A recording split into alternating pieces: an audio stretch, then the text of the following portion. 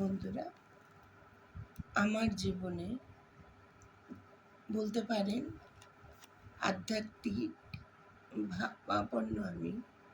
তো সকালবেলা উঠেই জামা কাপড় চেঞ্জ করি, আমি যে মন্ত্রগুলো পাঠ করি, পাঠ করার পর সারাদিনটা শুরু করি।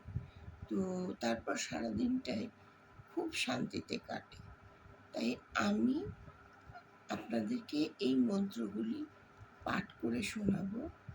আপনারা চাইলে ভিডিওটা সেভ করে রাখতে পারেন।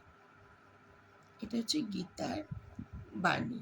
শ্রীকৃষ্ণ অর্জুনকে বলেছিলেন, যদা যদা হি ধর্মস্য গ্লানির্ভবতি ভারত অভ্যুত্থানম অধর্মস্য তদাত্মানম সৃজাম্যহম পরিত্রাণায় সাধূনাং বিনাশায় চ দুষ্কৃতম ধর্মস্থাপনার্থায় সম্ভবামি যুগে যুগে।